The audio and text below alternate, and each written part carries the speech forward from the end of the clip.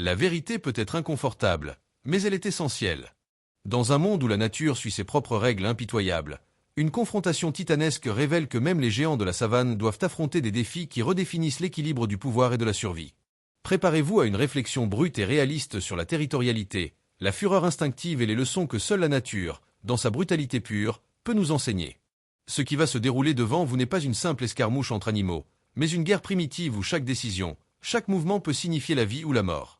C'est l'histoire d'un éléphant solitaire nommé Makuru, dont la colère volcanique va ébranler les fondations même de la hiérarchie animale, et de 3 rhinocéros redoutables qui défendent leur territoire avec une obstination mortelle. Avant de plonger dans cette histoire fascinante, dites-moi dans les commentaires ce que vous pensez de la lutte pour la survie dans la nature. Pensez-vous que ces récits peuvent nous apprendre quelque chose sur notre propre vie, sur nos propres batailles intérieures et nos instincts de protection? Et si ce contenu vous inspire, si ces histoires vous transportent au cœur de la savane africaine, abonnez-vous à la chaîne pour ne manquer aucune de ces histoires captivantes qui explorent les mystères les plus profonds du règne animal. Le soleil se levait lentement sur les plaines infinies du parc national de Ngorongoro, embrasant l'horizon d'une lumière dorée qui transformait chaque brin d'herbe en filament de cuivre incandescent. Les acacias squelettiques projetaient des ombres démesurées sur le sol craquelé par des mois de sécheresse implacable. Dans cette immensité où le silence matinal était à peine troublé par le chant lointain des pintades, un géant marchait avec la lenteur majestueuse de ceux qui n'ont rien à craindre. Makuru, un éléphant mâle dans la force de l'âge, avançait vers la rivière asséchée où subsistaient encore quelques mares boueuses, ultime réservoir d'eau dans ce paysage désolé. Ses défenses imposantes, jaunies par 40 années d'existence, brillaient sous les premiers rayons du jour. Chaque pas de ce colosse de 6 tonnes faisait trembler légèrement le sol, un rappel constant de sa puissance brute. Mais derrière cette apparence de tranquillité, derrière ses yeux sombres et profonds, bouillonnait quelque chose de dangereux, une rage contenue qui n'attendait qu'une étincelle pour exploser. Makuru n'avait pas toujours été ce solitaire errant. Des années auparavant, il faisait partie d'un groupe familial uni, dirigé par une matriarche sage qui connaissait chaque point d'eau, chaque passage sur à travers les territoires hostiles. Il se souvenait encore de sa jeunesse insouciante, jouant avec les autres jeunes mâles dans les rivières pleines, aspergeant d'eau les femelles patientes qui surveillaient leurs petits. Mais le temps et les circonstances avaient tout changé. Lorsqu'il avait atteint la maturité sexuelle, comme tous les mâles de son espèce, il avait dû quitter le groupe, poussé doucement mais fermement par les femelles vers une vie d'indépendance. Cette transition, naturelle et nécessaire dans le cycle de vie des éléphants, avait été pour Makuru plus difficile que pour d'autres. Il n'avait jamais vraiment trouvé sa place parmi les autres mâles solitaires, ces vagabonds qui se regroupaient parfois en petites bandes éphémères. Son tempérament était trop imprévisible, trop volatile. Les autres éléphants le sentaient et gardaient leur distance. La solitude avait façonné Makuru, l'avait endurci mais aussi rendu plus susceptible, plus prompt à voir la menace dans chaque regard, dans chaque mouvement. La sécheresse actuelle n'arrangeait rien. Les ressources se raréfiaient, la compétition pour l'eau et la nourriture s'intensifiait, et avec elle montait une tension palpable qui imprégnait toute la savane. Les herbivores se regroupaient autour des derniers points d'eau, créant des concentrations dangereuses où les prédateurs rôdaient avec une facilité déconcertante. Mais pour Makuru, le véritable danger ne venait pas des lions ou des hyènes, ces créatures qu'il pouvait chasser d'un simple barrissement. Non, le danger venait d'autres titans comme lui, d'autres géants qui ne cédaient devant personne. Ce matin-là, alors qu'il approchait de la mare boueuse qui avait été sa destination, Makuru remarqua des traces fraîches dans la terre desséchée. Des empreintes massives, circulaires, avec 3 doigts bien distincts. Des rhinocéros. Son cœur se mit à battre plus fort, non pas de peur, mais d'une anticipation agressive. Les rhinocéros et les éléphants partageaient ces terres depuis des millénaires, et généralement, ils s'évitaient mutuellement, respectant la force dévastatrice que chacun représentait. Mais dans les périodes de sécheresse, lorsque chaque goutte d'eau devenait précieuse, les règles tacites de la coexistence s'effritaient comme la terre sous le soleil impitoyable. Makuru s'arrêta à l'orée d'un bosquet d'acacias rachitiques et observa la scène devant lui. Là, à moins de 100 mètres, 3 rhinocéros noirs occupaient la mare.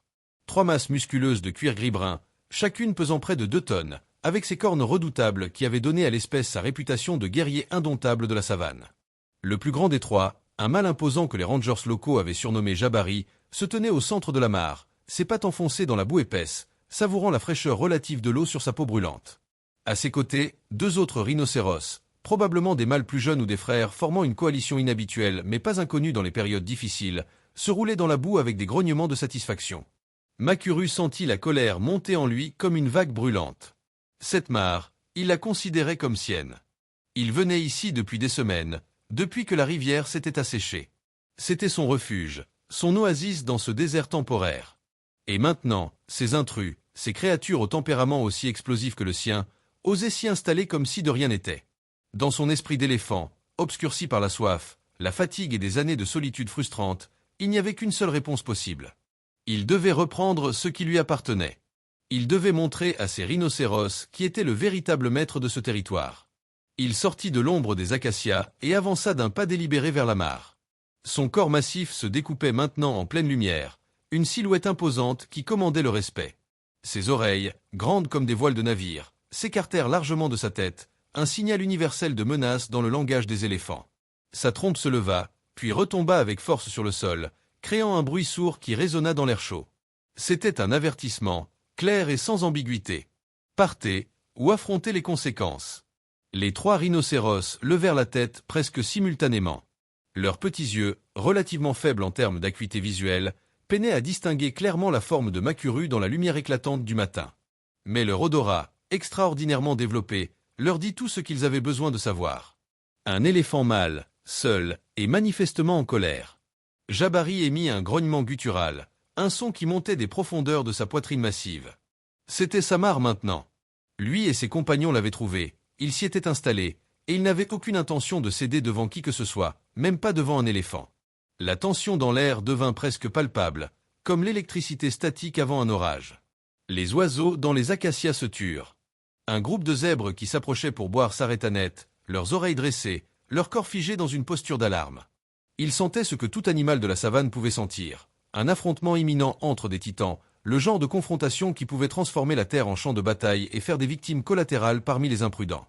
Makuru accéléra le pas, son corps oscillant d'avant en arrière avec une puissance hypnotique. Il barrissa, un son tonitruant qui déchira le silence matinal, un cri de guerre qui était à la fois défi et menace.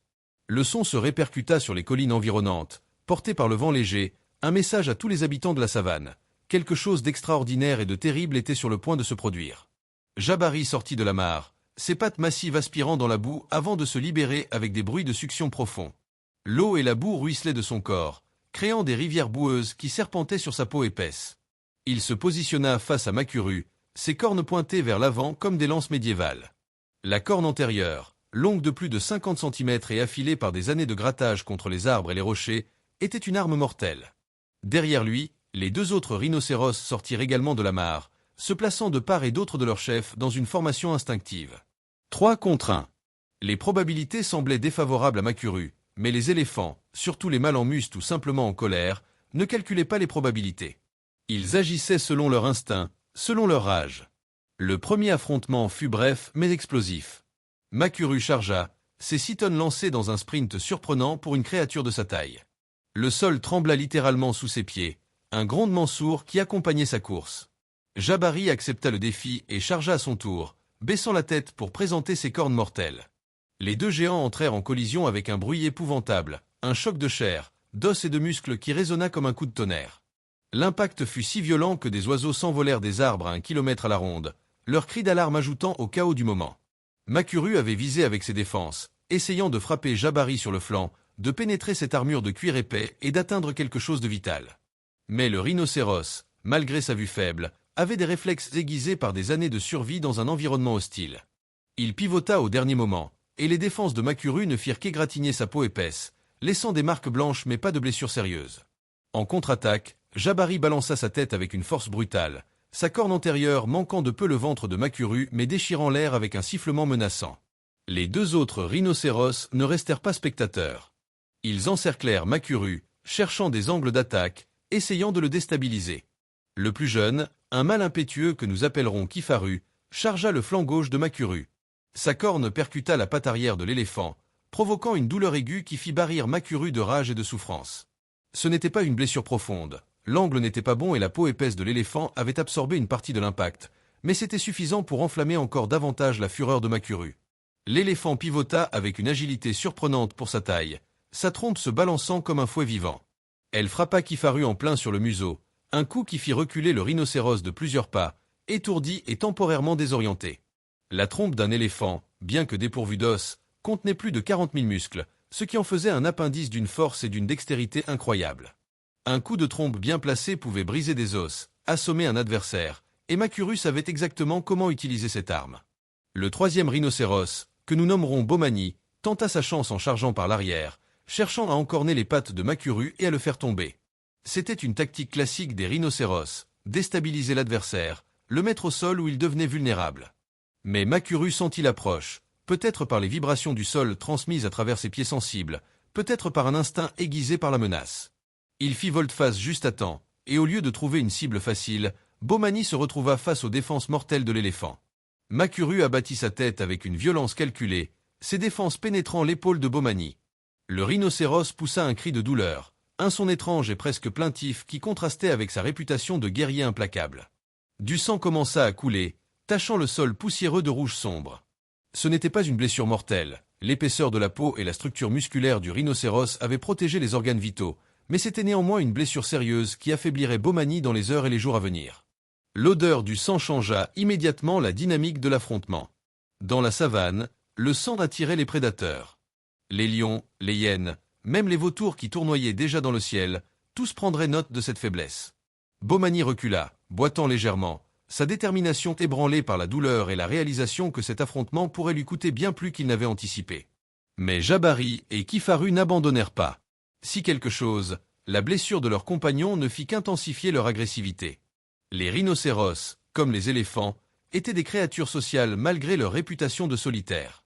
Ces trois mâles avaient formé une coalition, et les coalitions survivaient grâce à la solidarité, à la volonté de se battre ensemble même face à des adversaires apparemment insurmontables. Jabari chargea de nouveau, cette fois avec une fureur qui dépassait tout ce qu'il avait montré précédemment.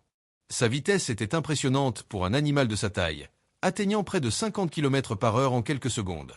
Makuru se prépara à l'impact, écartant ses pattes avant pour stabiliser son centre de gravité, abaissant sa tête pour présenter ses défenses. Quand ils se heurtèrent de nouveau, le choc fut encore plus violent que le premier. Les défenses de Makuru pénétrèrent le cuir de Jabari au niveau de l'épaule, tandis que la corne du rhinocéros érafla le flanc de l'éléphant, laissant une longue entaille d'où le sang commença à perler. Pendant ce temps, Kifaru, récupéré de son étourdissement, attaqua l'arrière-train de Makuru, sa corne trouvant cette fois une cible plus vulnérable. La douleur explosa dans la cuisse de Makuru, une douleur brûlante et aiguë qui le fit barrir avec une intensité qui glaça le sang de toutes les créatures à portée d'ouïe. C'était un son primitif, un cri qui remontait à des millions d'années d'évolution, à l'époque où les ancêtres des éléphants luttaient pour leur survie contre des prédateurs aujourd'hui disparus. La fureur de Makuru atteignit son paroxysme. Il n'était plus un éléphant rationnel, pensant, il était devenu pure rage incarnée. Il se libéra de Jabari avec un mouvement violent de la tête, ses défenses arrachant un morceau de peau du rhinocéros dans le processus. Puis, avec une rapidité qui défiant sa taille, il fit volte-face et saisit Kifaru avec sa trompe. L'extrémité préhensile de sa trompe s'enroula autour de la corne du jeune rhinocéros, et Makuru tira avec toute sa force. Ce qui se passa ensuite stupéfia même Jabari et Bomani. Kifaru, malgré ses 2 tonnes, fut littéralement soulevé du sol et projeté sur le côté. Il atterrit lourdement à plusieurs mètres de distance, le souffle coupé, ses pattes battant l'air dans une tentative désespérée de retrouver son équilibre. L'impact avec le sol souleva un nuage de poussière qui enveloppa la scène d'un voile brun et irréel. Jabari réalisa alors quelque chose que son instinct lui criait depuis le début. Cet éléphant était différent. Ce n'était pas un herbivore pacifique cherchant simplement à boire. C'était un combattant, peut-être même un tueur, poussé au-delà des limites normales de son espèce par des forces que seul lui comprenait. La sécheresse, la solitude, les années de frustration, tout cela avait transformé Makuru en quelque chose de dangereux, quelque chose qu'il valait mieux éviter. Le leader des rhinocéros fit ce que tout leader sage aurait fait. Il évalua la situation, calcula les coûts et les bénéfices, et prit une décision. Ce point d'eau ne valait pas la mort de ses compagnons. Il y avait d'autres mares, plus loin, peut-être, nécessitant un voyage plus long sous le soleil brûlant, mais accessible néanmoins. La survie, c'était aussi savoir quand se battre et quand se retirer. Jabari émit un grognement bas, un signal que les 2 autres comprirent immédiatement. Il commença à reculer lentement, ses yeux ne quittant jamais Makuru, cherchant tout signe d'une nouvelle attaque. Kifaru se releva péniblement, secoué mais pas gravement blessé, sa fierté plus meurtrie que son corps. Bomani, toujours saignant de son épaule, suivit le mouvement, boitant mais déterminé à rester avec ses frères d'armes. Makuru ne poursuivit pas. Il resta là, sa poitrine se soulevant et s'abaissant avec des respirations profondes et laborieuses, son corps couvert de poussière, de boue et de sang, certains le sien, d'autres celui de ses adversaires. Il les regarda partir, ces 3 titans qui avaient osé défier sa revendication sur cette mare. Sa trompe se leva une dernière fois, émettant un barrissement de victoire qui résonna à travers la savane comme une proclamation. Ce territoire était sien.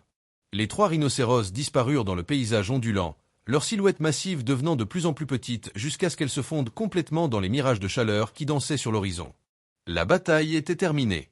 La mare boueuse appartenait maintenant à Makuru, gagnée non pas par droit ou par tradition, mais par la force brute et une volonté inflexible. Mais en regardant autour de lui, en sentant la douleur de ses blessures commencer à s'installer maintenant que l'adrénaline se dissipait, en voyant les taches de sang qui souillaient ce lieu qu'il avait tant voulu protéger, Makuru ressentit quelque chose qu'il n'avait pas anticipé. Ce n'était pas exactement du regret, les éléphants ne pensent pas en ces termes, mais c'était une sorte de vide, une absence de la satisfaction qu'il avait imaginée. Il avait gagné, oui, mais à quel prix? Les blessures cicatriseraient, mais dans cette savane impitoyable, toute blessure était une vulnérabilité, toute faiblesse une invitation pour les prédateurs opportunistes. Il se dirigea lentement vers la mare et entra dans l'eau boueuse, sentant la fraîcheur bienvenue apaiser temporairement la brûlure de ses blessures. Il aspira de l'eau avec sa trompe et l'arrosa sur son dos, lavant la poussière et le sang, un rituel réconfortant qui lui rappelait des temps plus simples, quand il était jeune et insouciant, entouré de sa famille. Les zèbres, voyant que le danger était passé, s'approchèrent prudemment de la mare, gardant une distance respectueuse de Makuru. D'autres animaux suivirent, des gnous, des impalas, même un jeune buffle qui observait l'éléphant avec un mélange de curiosité et de crainte. La vie continuait dans la savane, indifférente aux drames individuels, aux luttes de pouvoir, aux victoires et aux défaites. L'eau était rare, et rare, elle devait être partagée, même si ce partage se faisait dans un silence tendu, chacun surveillant l'autre, prêt à fuir au moindre signe de danger.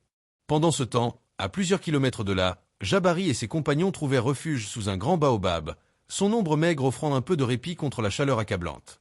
Bomani léchait sa blessure, son instinct lui disant que la salive aiderait à nettoyer et peut-être à prévenir l'infection. Kifaru, encore secoué par l'expérience d'avoir été soulevé et jeté comme un simple jouet, restait silencieux, ses yeux fixés sur l'horizon d'où il venait. Jabari, malgré ses propres blessures, se tenait vigilant. Il avait survécu à de nombreuses batailles au cours de sa vie, contre d'autres rhinocéros rivaux, contre des lions trop audacieux, et maintenant contre un éléphant enragé. Chaque cicatrice sur son corps racontait une histoire, un témoignage de sa résilience. Cette nouvelle blessure serait une de plus, un rappel que même les plus forts doivent parfois céder, que la survie exigeait parfois la sagesse de la retraite plutôt que le courage de la résistance.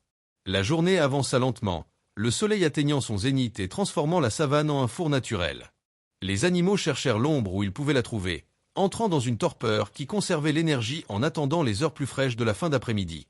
Makuru, ayant bu son comptant et traité ses blessures comme il le pouvait, s'installa dans un bosquet d'acacias près de la mare. Il ne dormit pas profondément, car les éléphants dormaient peu et légèrement, toujours alertes au danger, mais il entra dans un état de repos qui permettait à son corps de commencer le processus de guérison. Dans son demi-sommeil, des images défilèrent dans son esprit d'éléphant. Des souvenirs de sa mère, de sa sœur, des jours heureux quand le monde semblait vaste et généreux. Des souvenirs aussi de sa séparation, de ce moment douloureux où il avait compris qu'il devait partir, qu'il ne faisait plus partie de cette unité familiale sécurisante. Les éléphants avaient une mémoire exceptionnelle, capable de se souvenir d'individus et d'événements sur des décennies, et cette mémoire était à la fois une bénédiction et une malédiction. Elle leur permettait de survivre en se rappelant les points d'eau, les routes migratoires, les dangers. Mais elle leur permettait aussi de se souvenir des pertes, des séparations, des moments de douleur intense. Le crépuscule apporta un changement bienvenu de température. Le ciel s'embrasa de couleurs spectaculaires, des oranges profonds au rouge incandescent, créant un tableau naturel d'une beauté à couper le souffle. Les animaux commencèrent à s'activer, sachant que les heures de la nuit seraient leur meilleur moment pour se nourrir et se déplacer. Makuru se leva, ses muscles endoloris protestant légèrement, et entreprit de se nourrir. Il arracha des branches d'acacia avec sa trompe. Utilisant ses dents massives pour broyer l'écorce et les feuilles épineuses qui constituaient une partie essentielle de son régime alimentaire. Pendant qu'il mangeait, il ne pouvait s'empêcher de penser à l'affrontement de ce matin. Dans le langage limité mais profond des émotions animales, il essayait de comprendre ce qui l'avait poussé à tant de violence. Était-ce simplement la soif et le besoin d'eau?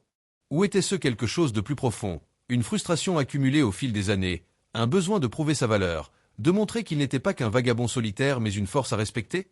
Les éléphants, malgré leur réputation d'animaux pacifiques et intelligents, étaient capables de violences extrêmes lorsqu'ils étaient provoqués ou acculés. Les mâles en muste, en particulier, entraient dans des états de rage hormonale où ils devenaient extrêmement dangereux, même pour les humains. Bien que Makuru ne fût pas actuellement en muste, sa solitude prolongée et les conditions difficiles de la sécheresse avaient créé en lui un état mental similaire, une volatilité émotionnelle qui le rendait imprévisible et dangereux. La nuit tomba complètement, et avec elle vinrent les sons caractéristiques de la savane nocturne. Les lions commencèrent à rugir dans le lointain, revendiquant leur territoire et communiquant avec les membres de leur troupe. Les hyènes gloussèrent et rirent, leurs appels étranges résonnant dans l'obscurité. Quelque part, un léopard toussa, un son guttural qui annonçait le début de sa chasse. Et au-dessus de tout cela, le ciel se parsema d'étoiles, des millions de points lumineux qui avaient guidé les animaux de la savane depuis la nuit des temps. Makuru se déplaça lentement dans l'obscurité, sa vision nocturne relativement bonne pour un animal de sa taille lui permettant de naviguer sans trop de difficultés. Il se rendit compte qu'il ne pourrait pas rester indéfiniment à cette mare. D'autres animaux viendraient, d'autres défis émergeraient.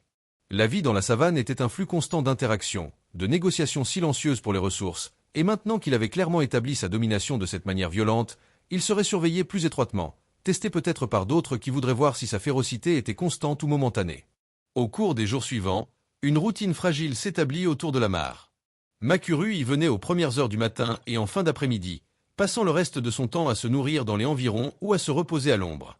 Les autres animaux apprirent à lire ses humeurs, à reconnaître quand il était tolérant et quand il valait mieux garder ses distances. Les lionnes du territoire le laissèrent tranquille, sachant que même un petit groupe d'entre elles ne pourrait pas abattre un éléphant adulte en bonne santé sans risquer des blessures graves ou la mort. Les hyènes, toujours opportunistes, l'observaient de loin, espérant qu'une de ses blessures s'infecterait et le fragiliserait suffisamment pour qu'elle puisse tenter leur chance. Mais les blessures de Makuru guérirent plus rapidement que prévu. Sa constitution robuste et la capacité naturelle de son corps à lutter contre les infections jouèrent en sa faveur. La marque laissée par la corne de Kifaru sur sa cuisse se transforma en une cicatrice, une de plus dans la collection que son corps portait, chacune une page dans le livre de sa vie tumultueuse. Pendant ce temps, Jabari et ses compagnons avaient trouvé une autre source d'eau, une petite source qui jaillissait d'un affleurement rocheux à 2 jours de marche de leur ancien territoire. C'était moins idéal, l'eau n'était pas aussi abondante et le voyage avait été éprouvant pour Bomani avec sa blessure à l'épaule, mais c'était sûr et non contesté. Ils s'installèrent dans cette nouvelle zone, adaptant leur routine et leur territoire de pâturage à ce nouvel environnement. La défaite contre Makuru pesait sur eux, non pas comme une honte, car les animaux ne connaissaient pas la honte telle que les humains la comprennent, mais comme une leçon gravée dans leur chair et leur mémoire. Ils avaient appris quelque chose d'important. Tous les éléphants n'étaient pas égaux, certains portaient en eux une fureur qui dépassait les règles normales de l'interaction animale. Les semaines passèrent, et la sécheresse s'intensifia encore. Les nuages de pluie qui apparaissaient occasionnellement à l'horizon ne tenaient jamais leurs promesses, se dissipant avant de libérer une seule goutte précieuse. La terre se craquelait en plaques géométriques, créant des motifs qui ressemblaient à une immense mosaïque naturelle. Les arbres perdaient leurs feuilles prématurément, entrant dans une sorte d'hibernation pour conserver leur eau. Même les acacias résilients, symboles de la survie dans les conditions les plus dures, commençaient à montrer des signes de stress, leurs branches s'affaissant, leur écorce se détachant par endroits. La mare où Makuru avait établi sa domination diminuait jour après jour. Ce qui avait été une étendue boueuse mais substantielle se réduisait maintenant à quelques flaques déconnectées, chacune plus concentrée en minéraux et en contaminants naturels à mesure que l'évaporation progressait. Les animaux qui venaient boire devaient s'enfoncer plus profondément dans la boue pour atteindre l'eau, certains s'enlisant dangereusement dans le processus. Makuru lui-même devait être plus prudent, sa masse considérable rendant le risque d'enlisement très réel. Un matin, alors que l'aube pointait à peine, Makuru fut réveillé par un son qui fit battre son cœur plus vite. C'était un barrissement, mais pas le sien. Un autre éléphant s'approchait. Il se leva rapidement, ses sens en alerte maximale, essayant de déterminer d'où venait le son et qui pouvait bien s'aventurer dans ce qu'il considérait maintenant comme son territoire exclusif. À travers les acacias émergea une silhouette qu'il n'avait pas vue depuis des années. Une femelle éléphante, mais pas n'importe laquelle. C'était Tamara, sa sœur cadette. Les éléphants avaient cette capacité remarquable de reconnaître les membres de leur famille même après de longues séparations, et malgré les années écoulées depuis que Makuru avait quitté le groupe familial, il reconnut immédiatement la démarche caractéristique d'Amara, la forme unique de ses oreilles, même l'odeur qui lui était propre. Amara n'était pas seule. Derrière elle marchait un jeune éléphant, probablement âgé de 3 ou 4 ans, un mâle qui gardait prudemment près de sa mère. C'était le fils d'Amara, le neveu de Makuru, bien que ses concepts de parenté soient moins rigides dans l'esprit des éléphants que dans celui des humains. Ce qui importait, c'était le lien, la reconnaissance, le sentiment de connexion qui transcendait les années de séparation. Makuru s'approcha lentement, ses mouvements mesurés et délibérés. Il ne voulait pas effrayer Amara ou le jeune, mais en même temps, il sentait quelque chose en lui se réveiller, quelque chose qu'il avait enfoui profondément pendant toutes ces années de solitude. C'était un désir de connexion, de retrouver ne serait-ce qu'un fragment de ce sentiment d'appartenance qu'il avait perdu lorsqu'il avait été forcé de quitter le groupe familial. Amara s'arrêta à une distance respectueuse et tendit sa trompe vers lui dans un geste de salutation. Makuru répondit de la même manière, leurs trompes s'entrelaçant brièvement. Dans ce qui était l'équivalent éléphant d'une étreinte, d'une reconnaissance mutuelle. C'était un moment étonnamment tendre, contrastant fortement avec la violence qu'il avait démontrée contre les rhinocéros quelques semaines auparavant. Le jeune éléphant observait cette interaction avec curiosité, restant prudemment derrière sa mère mais manifestement intrigué par ce grand mâle qui sentait vaguement familier mais qu'il ne connaissait pas vraiment. Makuru baissa la tête pour être à hauteur du jeune, permettant à celui-ci de l'examiner avec sa trompe, de sentir son odeur, d'établir une connexion. C'était instinctif chez les éléphants, cette acceptation des jeunes, même pour les mâles solitaires qui passaient la majorité de leur temps seuls. Amara émit une série de grondements bas, des vocalisations infrasoniques qui portaient une richesse d'informations. Elle communiquait l'état du groupe familial, les difficultés qu'ils affrontaient avec la sécheresse, la mort de certains membres âgés qui n'avaient pas pu supporter les conditions extrêmes. Elle expliquait aussi, dans ce langage complexe des éléphants, pourquoi elle était venue ici, pourquoi elle avait pris le risque de s'éloigner du groupe avec son jeune fils. Le groupe familial, dirigé maintenant par une nouvelle matriarche après la mort de celle qui avait guidé Makuru dans sa jeunesse, avait été forcé de se diviser temporairement. Les ressources étaient trop rares pour soutenir tous les membres ensemble. Amara, avec quelques autres femelles et leurs petits, avait été envoyée à la recherche de nouveaux points d'eau, de nouvelles zones de pâturage qui pourraient soutenir une partie du groupe jusqu'à ce que les pluies reviennent, si elles revenaient. Makuru écouta, et quelque chose en lui changea. Pour la première fois depuis des années, il se sentit connecté à quelque chose de plus grand que lui-même, quelque chose qui dépassait sa rage solitaire et ses batailles territoriales. Il se rappela que malgré sa force, malgré sa capacité à vaincre des adversaires redoutables, il restait fondamentalement un être social, une créature qui avait besoin de connexion, de communauté, même si cette connexion était temporaire et fragile. Il guida Amara et son fils vers la mare, montrant une générosité qu'il n'avait manifestée envers aucun autre animal depuis qu'il avait revendiqué ce territoire. Il les laissa boire en premier, se tenant en retrait comme un gardien protecteur plutôt que comme un tyran agressif. Le jeune éléphant, perdant sa timidité initiale, joua dans la boue, aspergeant de l'eau avec sa petite trompe dans des démonstrations joyeuses qui rappelèrent à Makuru sa propre jeunesse insouciante. Pendant plusieurs jours, Makuru resta avec Amara et son fils. Il les escorta dans des zones de pâturage qu'il connaissait, partageant les connaissances qu'il avait accumulées au cours de ses années d'errance solitaire. Il se tenait vigilant la nuit, écoutant les sons de la savane, prêt à défendre sa sœur et son neveu contre toute menace. C'était une transformation remarquable pour celui qui, quelques semaines auparavant, avait combattu 3 rhinocéros avec une férocité aveugle. Mais cette période de paix relative ne pouvait durer indéfiniment. La mare continuait à se rétrécir, et un matin, Makuru se réveilla pour découvrir qu'elle s'était complètement asséchée pendant la nuit.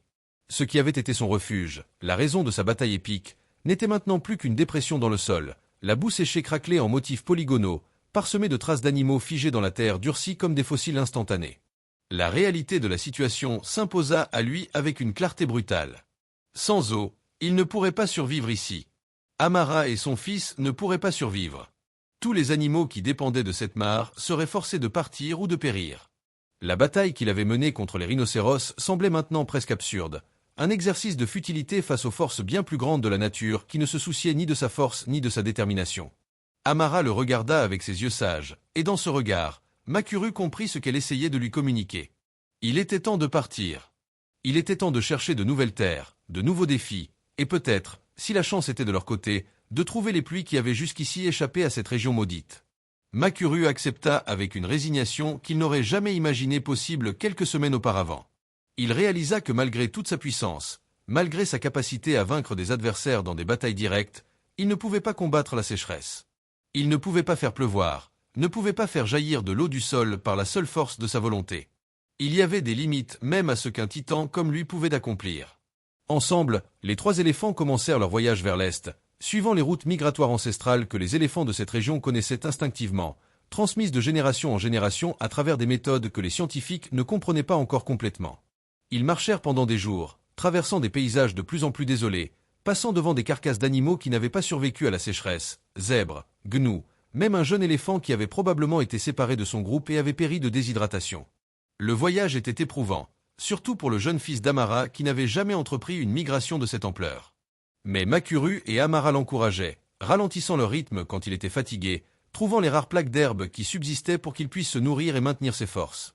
C'était touchant de voir comment Makuru, le combattant solitaire qui avait attaqué 3 rhinocéros sans hésitation, devenaient maintenant protecteurs et patients avec ce jeune qui représentait l'espoir, la continuation de leur lignée. Au cours de leur voyage, ils croisèrent d'autres groupes d'animaux, tous se dirigeant dans des directions différentes, tous cherchant le salut.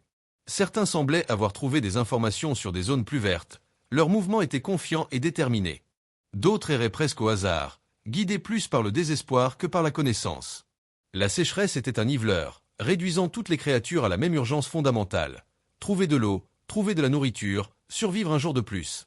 Un après-midi, alors que le soleil était à son plus cruel, transformant l'air en vagues visibles de chaleur qui distordaient le paysage, ils aperçurent quelque chose d'inattendu à l'horizon. Des formes familières, massives et imposantes. En s'approchant, Makuru reconnut avec un choc les 3 rhinocéros, Jabari, Kifaru et Bomani. Eux aussi avaient été forcés d'abandonner leur source d'eau, et eux aussi cherchaient maintenant désespérément une nouvelle chance de survie. Les 2 groupes s'arrêtèrent, se regardant à travers la distance qui les séparait. Il y avait là une tension palpable, un rappel de leur affrontement violent des semaines auparavant. Makuru sentit la vieille colère monter en lui, cet instinct de domination et de territorialité qu'il avait défini pendant si longtemps. Mais quelque chose était différent maintenant. Amara était là, et son fils, et leur présence tempérait ses impulsions agressives. De plus, en regardant les rhinocéros, il vit non pas des ennemis mais des créatures tout aussi désespérées que lui, tout aussi vulnérables face aux caprices de la nature. Jabari semblait avoir une réalisation similaire. Ses petits yeux regardaient non pas avec défi, mais avec une sorte de compréhension lasse. Ils avaient tous les 2 combattu pour un territoire qui s'était avéré éphémère, pour une ressource qui avait disparu indépendamment de qu'il avait gagné. Dans ce contexte plus large de survie collective face à la sécheresse, leur bataille semblait maintenant presque triviale. Les 2 groupes se contournèrent lentement, gardant une distance respectueuse, évitant soigneusement tout geste qui pourrait être interprété comme une provocation. Il n'y eut pas de réconciliation au sens où les humains comprendraient le terme, pas d'excuses ou de poignées de main symboliques, mais il y eut une reconnaissance mutuelle de leur situation partagée, une trêve tacite née de la nécessité plutôt que de la bienveillance. Alors qu'ils s'éloignaient les uns des autres, continuant leur chemin séparés vers des destinations incertaines, Makuru ressentit quelque chose qu'il n'avait pas ressenti depuis longtemps. Ce n'était pas exactement de la paix, mais c'était l'absence de cette rage bouillonnante qu'il avait habité pendant si longtemps.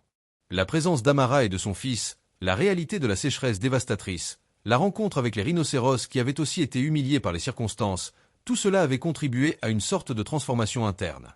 Finalement, après ce qui sembla une éternité de voyage, les 3 éléphants atteignirent une région où des nuages s'accumulaient véritablement, où l'air portait l'odeur humide de la pluie imminente.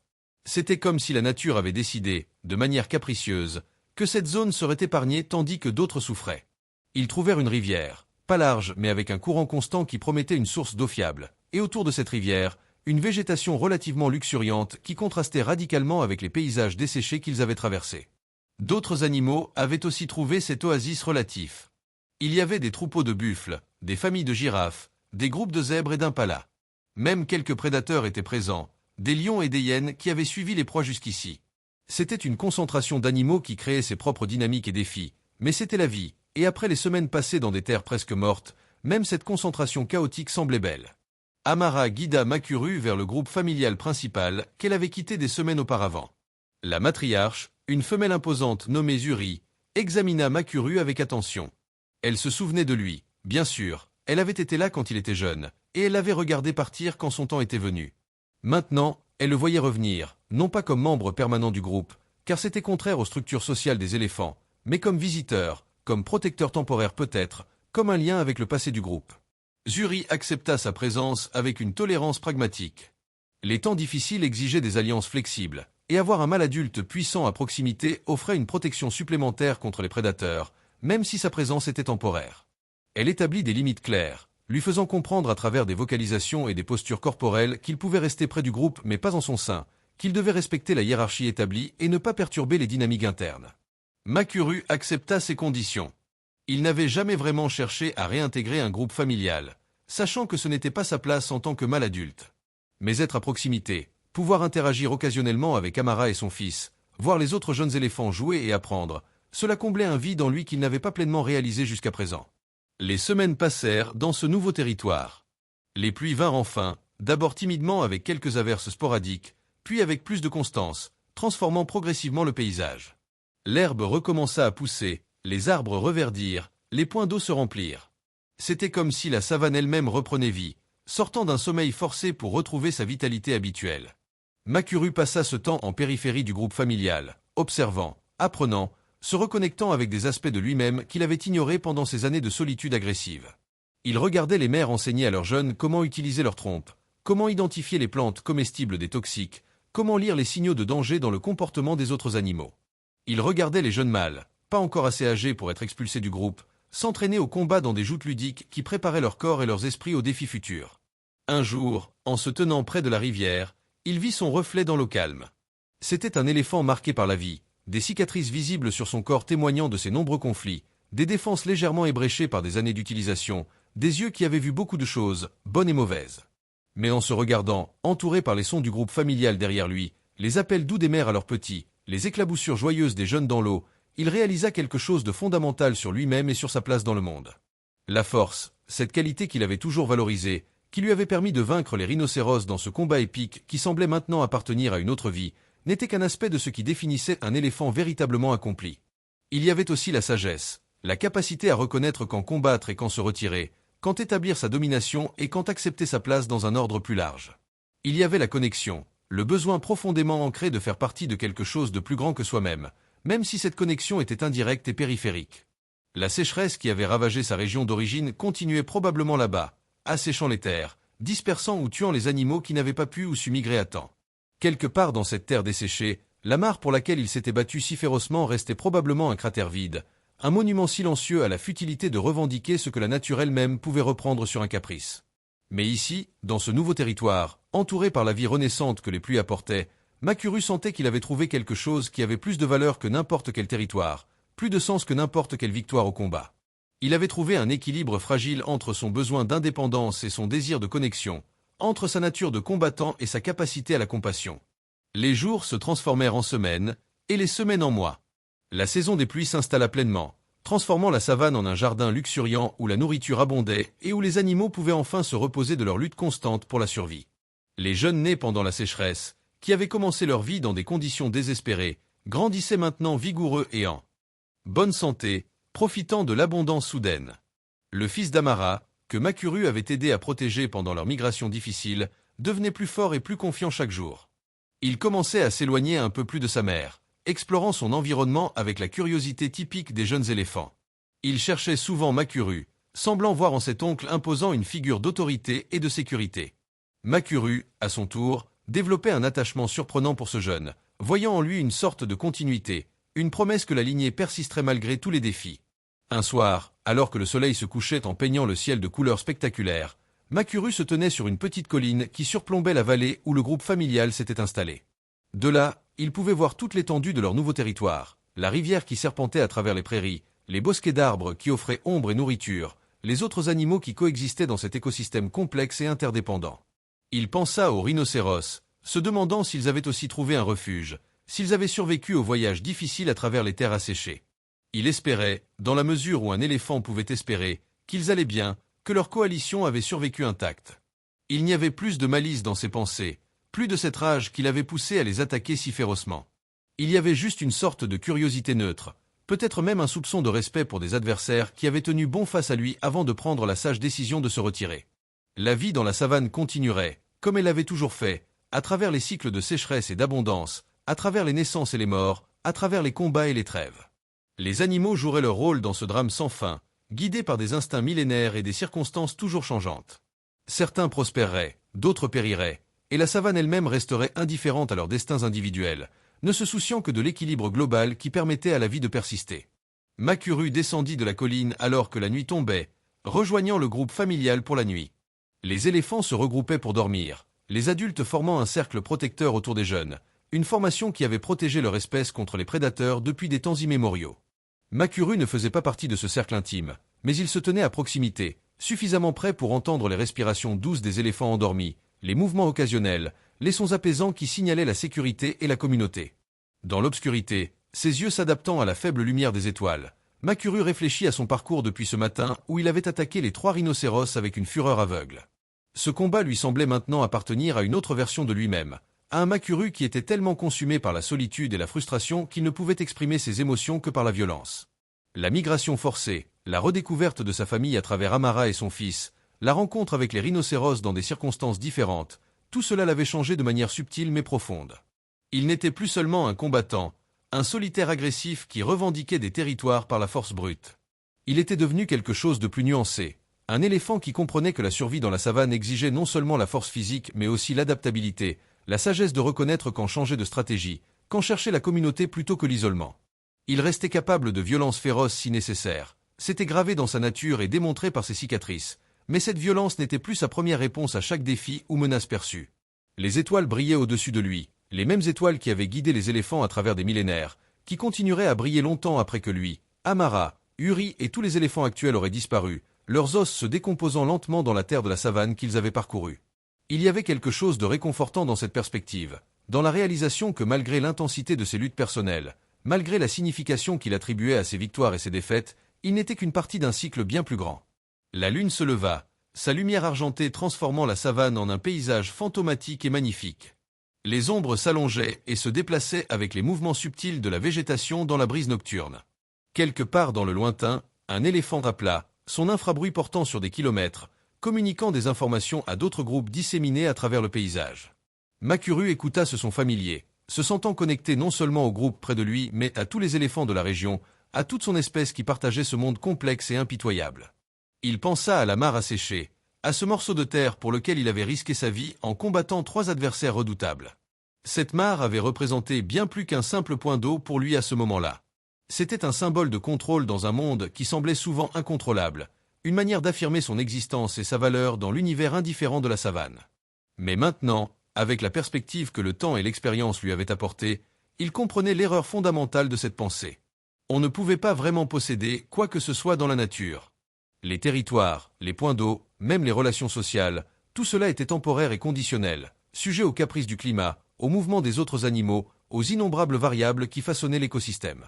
Ce qu'on pouvait avoir, c'était l'expérience du moment, la satisfaction de l'eau fraîche sur une peau brûlante, le réconfort d'une présence familière, la fierté d'avoir protégé quelqu'un de plus vulnérable.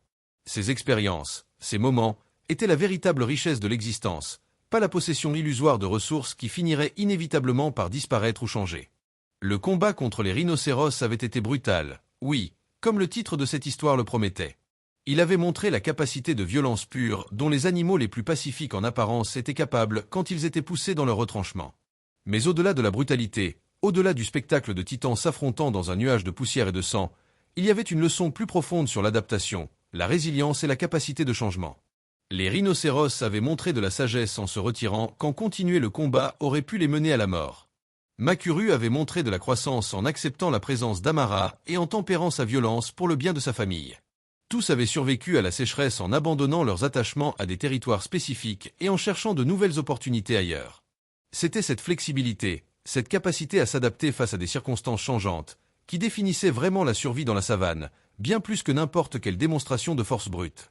Alors que la nuit progressait, Makuru se permit de se détendre complètement pour la première fois depuis des mois. Sa vigilance habituelle, cette tension constante qui accompagnait la vie solitaire, s'apaisa. Il était entouré, même indirectement, par sa famille. Il était dans un endroit où l'eau et la nourriture étaient abondantes. Les menaces existaient toujours, les lions rôdaient toujours, les circonstances pouvaient changer à nouveau, mais pour ce moment, pour cette nuit, il y avait la paix. Il ferma les yeux, permettant à son esprit de dériver entre la veille et le sommeil, cet état où les éléphants passaient la majorité de leur nuit, toujours à moitié alertes mais aussi capables de repos. Dans ses rêves fragmentés, il revit des scènes de son passé, mélangées avec des impressions du présent, créant une tapisserie mentale qui intégrait toutes ses expériences en un tout cohérent. Le lendemain matin apporta une nouvelle découverte qui allait tester encore une fois la transformation de Makuru. Alors qu'il se nourrissait dans un bosquet d'acacias à quelque distance du groupe familial, il entendit des sons familiers mais inattendus. Des grognements gutturaux, le bruit de corps massifs se déplaçant à travers les buissons épais. Son cœur s'accéléra immédiatement, une réaction instinctive gravée par leur rencontre précédente. Les rhinocéros étaient ici. En effet, alors que la végétation s'éclaircissait, il vit Jabari, Kifaru et Bomani émerger dans une clairière à une centaine de mètres de lui. Ils avaient l'air émaciés, leurs côtes légèrement visibles sous leur peau épaisse, leurs mouvements trahissant la fatigue d'un long voyage difficile. Bomani boitait encore légèrement, sa blessure de leur combat n'ayant jamais complètement guéri, laissant une faiblesse permanente dans son épaule. Ils étaient venus, comme tant d'autres animaux, chercher refuge dans cette région bénie par les pluies. Makuru sentit l'ancien instinct monter en lui, la réaction automatique de territorialité et d'agression. Ces créatures l'avaient défié une fois, elles avaient osé revendiquer ce qu'il considérait comme sien, et une partie primitive de son cerveau criait qu'il devait les chasser, leur montrer une fois de plus qui était le maître. Ses oreilles commencèrent à s'écarter, sa trompe à se lever dans la posture menaçante qui précédait généralement une charge. Mais alors il s'arrêta. Quelque chose l'arrêta, quelque chose qui n'avait pas été là lors de leur première rencontre. Il pensa à Amara et à son fils, à la vulnérabilité qu'il avait ressentie pendant leur migration, à la gratitude envers cette terre qui les avait tous accueillis. Il pensa à la mare asséchée, à l'inutilité de leur bataille précédente pour un territoire que la nature elle-même avait rendu sans valeur. Et il pensa à la leçon fondamentale que la sécheresse lui avait enseignée, que dans ce monde impitoyable, la survie dépendait parfois de la coopération tacite plutôt que de la compétition constante. Les rhinocéros l'avaient vu aussi. Jabari s'arrêta net, son corps se raidissant, ses cornes pointaient instinctivement vers l'avant. Kifaru et Bomani se regroupèrent près de leur leader, formant leur formation défensive habituelle. Il y eut un moment de tension absolue, un instant où l'histoire aurait pu se répéter, où la brutalité de leur première rencontre aurait pu ressurgir avec toute sa violence primitive. Mais Makuru prit une décision consciente qui définit le nouveau chemin qu'il avait choisi. Lentement, délibérément, il baissa sa trompe et recula de quelques pas. Ce n'était pas une fuite, pas un signe de faiblesse, mais un signal clair. Il n'était pas intéressé par un conflit. Le territoire était vaste, les ressources abondantes grâce aux pluies, il n'y avait aucune raison pour que leur présence mutuelle devienne problématique. Jabari observa ce geste avec ce qui semblait être de la surprise. Dans son expérience limitée avec les éléphants, ils étaient généralement prévisibles, soit pacifiques et évitants, soit agressifs et dominateurs. Cet éléphant en particulier avait été catégoriquement dans la seconde catégorie lors de leur dernière rencontre. Voir maintenant un comportement différent créait une confusion momentanée dans l'esprit du rhinocéros. Mais Jabari, comme Makuru, avait aussi appris quelque chose de leur voyage difficile à travers les terres desséchées. Il avait appris que chaque combat avait un coût, que chaque blessure pouvait être la dernière dans un environnement où la faiblesse attirait les prédateurs comme le sang attirait les requins. Il avait vu Bomani lutter avec sa blessure, avait senti la fragilité de leur coalition face aux forces implacables de la nature. La sagesse, même chez les rhinocéros réputés pour leur tempérament explosif, pouvait naître de l'adversité. Jabari fit quelque chose d'inhabituel pour un rhinocéros. Il détourna légèrement la tête, brisant le contact visuel direct qui, dans le langage animal, était souvent un défi. C'était sa propre forme d'acquiescement, sa manière de dire qu'il acceptait la coexistence pacifique que Makuru proposait.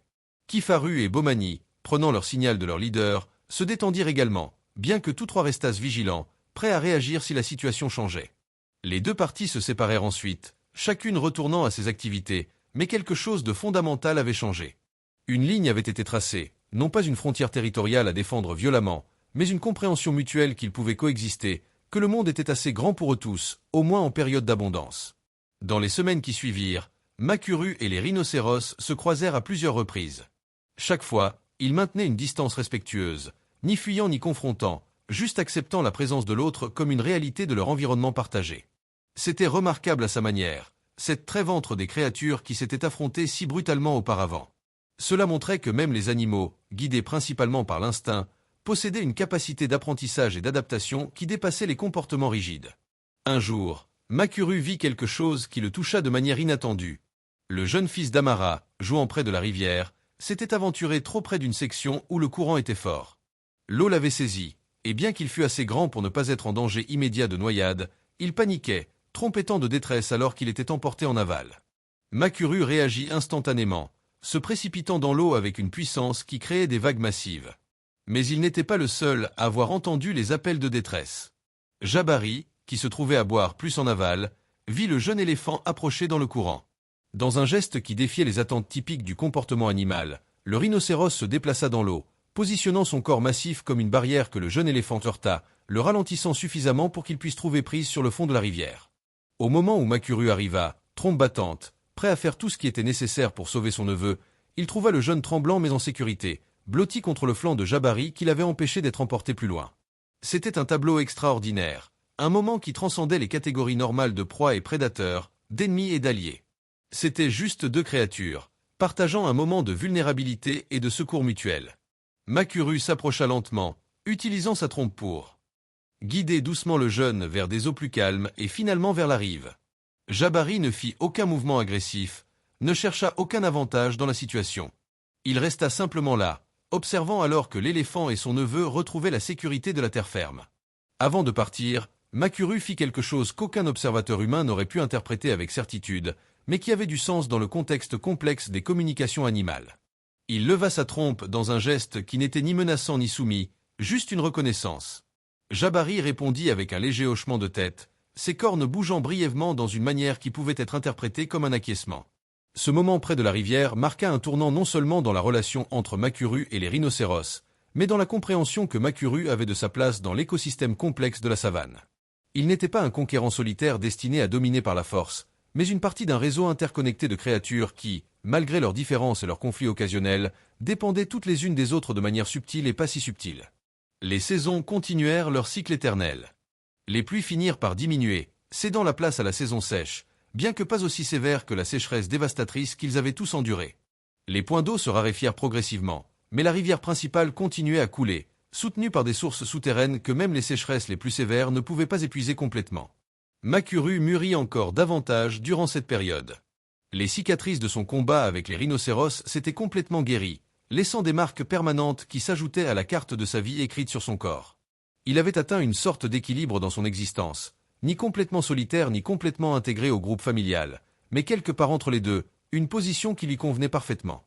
Il pensait souvent à ce matin où il avait attaqué les 3 rhinocéros avec une fureur qui semblait maintenant appartenir à une autre vie. Cette version de lui-même, consumée par la rage et la frustration, n'avait pas complètement disparu, elle restait une partie de qui il était, une capacité de violence féroce qui pouvait ressurgir si les circonstances l'exigeaient. Mais elle n'était plus sa caractéristique dominante, plus le filtre à travers lequel il voyait chaque situation. Le fils d'Amara grandissait rapidement, devenant plus indépendant chaque jour, bien qu'il cherchât encore régulièrement Makuru, semblant apprécier la présence de cet oncle protecteur. Makuru, à son tour, trouvait une satisfaction inattendue dans ce rôle, une manière de canaliser ses instincts protecteurs vers quelque chose de constructif plutôt que vers la défense territoriale agressive qu'il avait caractérisée auparavant. Un soir, alors que le soleil se couchait en peignant le ciel de teintes de rouge et d'or, Makuru se tenait sur une éminence rocheuse qui surplombait la vallée. De là, il pouvait voir le groupe familial d'éléphants se rassemblant pour la nuit, les rhinocéros se dirigeant vers leur zone de repos préférée dans les fourrés épais, les diverses antilopes et zèbres se regroupant en troupeaux défensifs, les prédateurs commençant leur émergence nocturne.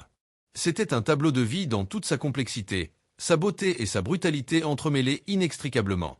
Chaque créature jouait son rôle, chasseur ou proie, agresseur ou défenseur, chacune luttant pour sa survie selon les règles anciennes gravées dans leur gènes par des millions d'années d'évolution. Et lui, Makuru, était une partie de cette tapisserie, ni plus ni moins importante que n'importe quelle autre créature, juste différente dans son expérience particulière et son parcours unique. Il pensa à la question qu'un humain pourrait poser. Qu'avait-il appris de tout cela?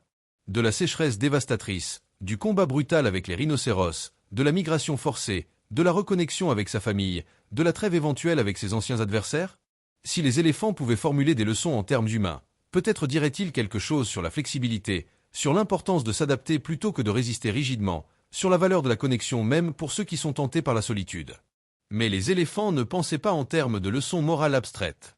Ils vivaient, ils ressentaient, ils réagissaient aux circonstances avec la sagesse accumulée de leur espèce et les particularités de leurs expériences individuelles. Ce que Makuru avait gagné n'était pas une philosophie articulée, mais une transformation profonde de sa manière d'être dans le monde, une recalibration de ses instincts et de ses réponses qui le rendait mieux équipé pour naviguer dans les complexités de la vie dans la savane. La nuit tomba complètement, transformant le monde en un royaume d'ombre et de lumière stellaire. Les sons nocturnes commencèrent, l'appel lointain d'un lion, le rire étrange des hyènes, les craquements mystérieux qui pouvaient signifier un prédateur en chasse ou simplement le refroidissement de la terre après la chaleur du jour. Makuru descendit de son perchoir rocheux et se dirigea vers le bosquet d'acacias où il passait généralement ses nuits, assez proche du groupe familial pour sentir leur présence réconfortante, mais assez éloigné pour maintenir l'indépendance qui définissait son statut de mâle adulte. Avant de s'installer pour la nuit, il fit une dernière chose. Il s'approcha de la rivière et but profondément, l'eau fraîche désaltérant sa soif et apaisant son corps fatigué. Alors qu'il buvait, il vit son reflet onduler à la surface de l'eau, déformé par les légers mouvements du courant mais néanmoins reconnaissable. C'était le visage d'un survivant, d'un combattant, mais aussi de quelque chose de plus nuancé et complexe que ces simples étiquettes ne pouvaient capturer. Dans l'eau près de lui, il aperçut une autre réflexion. Jabari était venu boire, maintenant cette distance respectueuse qu'ils avaient établie.